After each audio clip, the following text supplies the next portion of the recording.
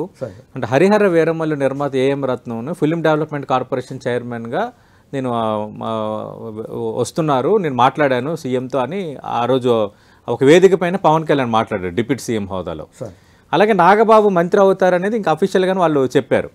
కానీ ఈ రెండూ కాలేదు, ఈ రెండు ఆగిపోయాయి, గ్యాప్ ఉందని కొందరు అంటున్నారు.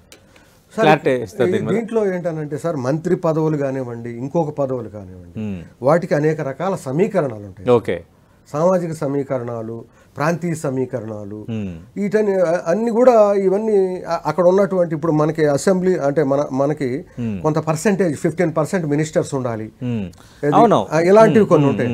వీటన్నిటికి లోబడి ఎంత అవకాశం వస్తుంది, ఎప్పుడు అవకాశం వస్తుంది అనేది మనం ఇదమిద్దంగా చెప్పలేం. ఓకే, అలాంటి పరిస్థితి ఒకటి వచ్చే వరకు ఎదురు చూస్తూ ఉంటారు.